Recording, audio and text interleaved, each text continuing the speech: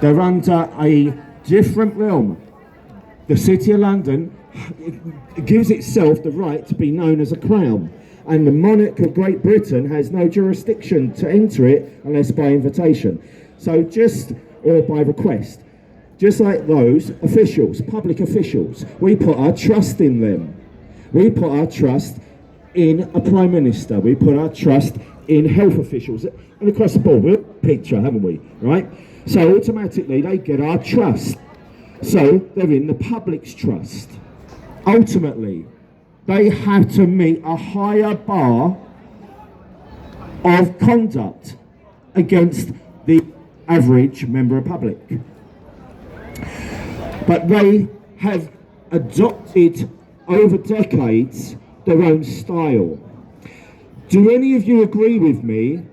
Do any of you feel like we, as the collective public, the taxpayers, are no longer the governors of our country or of our affairs?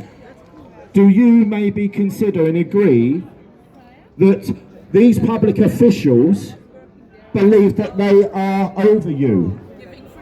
That you understand? Do you understand the words in the English language? Just that word, understand. You stand under them. That's how they've adopted all this. It's all part of the legalese framework and that under the corrupt law that is maritime law. Naval discipline. It has no jurisdiction to be here, no right to be here on land. The law of the land stands. Their law is their implemented law, and it is unlawful. We do not stand under them. We are the taxpayers. We are the people that employ these actual services, that employs those individuals. They still operate with the public's trust and by public consent. Public consent. If you do not consent, each person that otherwise is working as a public official has no jurisdiction over each of you. They will not teach you this, your solicitors, especially if you have legal aid solicitors. They will not tell you what you could do, and that is stand within your jurisdiction legally and not acknowledge their corporate state, because it is corporate state. And I'll tell you something, start studying about that 1 square mile over the other side of the road. No disrespect intended to the constables behind us who are under that umbrella of one of the most draconian, hostile networks that has so much influence inside and outside the country, across the board of nations that have what's called a superpower. They have one hell of a master to answer to. If only they would turn around and actually look into things themselves and not think that their lives, for an average of 45k a year, is worth giving in to that corrupt state, that demonic corrupt state. But it's not easy to turn around and just walk into a job now tomorrow. So you just get up and you just go, carry on along with it as they do. But they then are complicit with it. They are. They choose to continue. They could drop that warrant card, they could drop that uniform, and even if they don't wear one and they're CID, they could drop that job tomorrow if they truly stood for law and order, right over wrong, morality. Yes? But that's up to the individual. That's them. That's not you. You can stand within your own jurisdiction. And this corporate umbrella, calling itself a so-called family court, that is exposed as being a money-building network through that of the fostering network. Now, I've got a daughter, regrettably, who's been adopted, right? And the system, how it worked. I haven't got all day for explaining it, but I will. I will tell this story. It's going to come out. It needs to. because it shows you how the layer cake of departments can work with one another to make phone calls, whether they email one another, who knows, because that's a paper trace. But phone calls, yeah? Only takes one to call another to the next desk, and they can turn somebody's life upside down. They could do that again to me. They've done it 2 years ago. But adoption is the most horriblest reality of losing a child other than to death. But I'm going to tell you all, if you are going through this as a parent, parents, elder sibling, grandparents, aunt, uncles, start looking at encouraging anyone that's looking to become a foster carer, or is already a foster carer, if you know them, or online, talk to anyone, start asking them to look into all this themselves. Because on a level, they should know a bit of what's not right. It's things that are not going to be right, and they know it. But they put that down to teething issues. But then what about down the line, 10 years, 15 years later? Why should it have to take a friend of ours to turn around and then have to come out and be campaigning as a former foster carer and an adopter to speak out against the system? But it has. She has done so. We need more people to do that, both ways. More people to talk to people that are foster carers or are thinking about becoming foster carers, to think twice, because this network is a multi-billion pound industry per year, and more children since Tony Blair are having to be taken through it and into adoption. But that's where the money is. In the interim, in the long term, it's in fostering. That's why they're taking more and more children. I'm going to make a prominent point to you, right? It's about 430 fostering agencies we know of, at least, minimum, let alone the rest, and that can incorporate adoption. So let's just look at an average of 10. If each one of them starts advertising online, on Facebook or other, and starts saying, we need hundreds. They've cut back on this because we've been hitting them on it. They would say we need thousands, each one. So if you need thousands of fosterers per company, where are the children? Where are the children that you need these foster carers for? Where are they lined up? Are they lined up over there waiting to get onto HMS Belfast? Where are they? Where are all those children? And that's one company, two company, 10 out of 430 alone that we know of. Right? So where are the children? I'll tell you where those children all are. They're all in their homes, and their parents and their whole entire families and those children are yet to realise that they are on what is like the bloody national lottery of the rollerball. That's why. Yeah? They do not yet know that they can now become a victim tonight, tomorrow, the weekend going into next week. Yeah? So that is what this is about. They are not already out of the family home.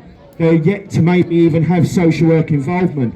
This has become a heinous demonic network, and that building behind you, if any of you are filming, can I ask, can you point your cameras please towards that building, the Tower of London? That building, still on the front, facing out to the Thames, has Traitors Gate on it. Traitors Gate. That's where a hell of a lot of these public officials should be. They should be, but they're not. And we had to question why. Like what happened in Leeds. Why the quick hush up from the council? I'll tell you why, because they do not want you to know about this network around this country alone, because it's too lucrative for it to go down tomorrow. So they do what they do. They pander down to the society that come out as the big ugly society did up in Leeds, because that's what they fear most when you all come together. So many of them deserve to be in there. Now let me tell you, these constables here will know this. I have never known a time where more constables are being put forward to panel or other for alleged misconduct in public office. Alleged misconduct in public office is a very serious offence indeed, misconduct in public office, right? And they will know. So many constables, I was doing my research to investigation, so many constables now are going through misconduct, right? Now, I don't know if that's an acceleration from what Wayne Couzens did to Sarah Everard, God bless her soul, all right? But if constables across the board are going to be tried internally for misconduct in public office, and it is vast, and they know, you can talk to them after, don't just take my word. If they're willing to engage you and talk about what's going on, you'll hear the truth. So I bring us to the next question. Why are no social workers, their team leaders, their service managers or above, or even their head of services, being brought in for misconduct in public office? Because I'll tell you something, steadily, I've not been able to go back to work and work alongside this lot, not as a constable, as a private sector detective and a dog handler as well. I haven't been able to, because I will not go back so easily to work along with this corrupt network. I cannot do that in my good conscience. I'd rather have £2 in my pocket this weekend than know that I've got my paycheck coming in the week for standing by complicitly to the heinous network that we all know. None of them will be able to tell you this themselves, but I'm not on duty and I'm not at work. And I stand under my own jurisdiction, yeah? My jurisdiction. That is a man, that is a father, yeah? That is a family man, all right? I do not care for the opinions, because when I stand inside a process, any one of us can stand there and give evidence, and it could be solid.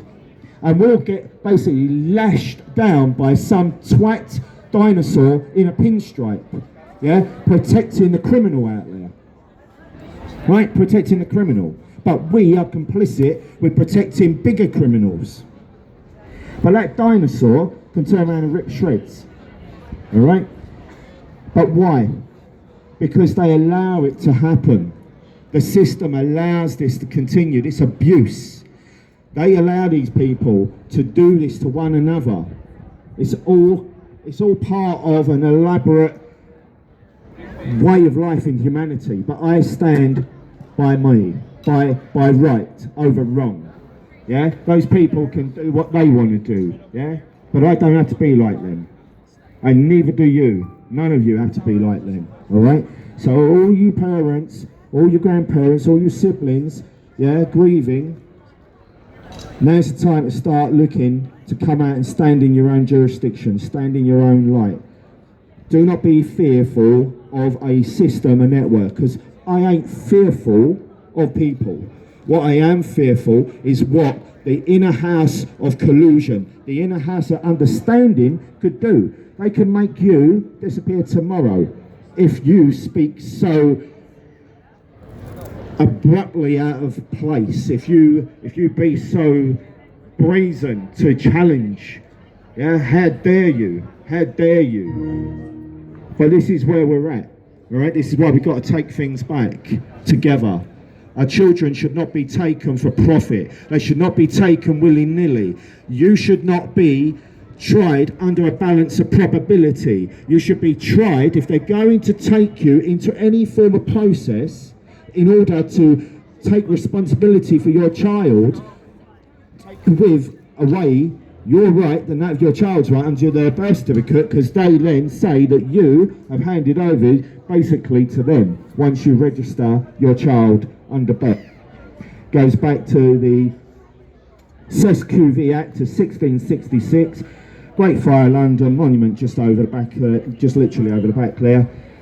All souls lost at sea, yeah, unless you return in 7 years to reclaim your rightful property.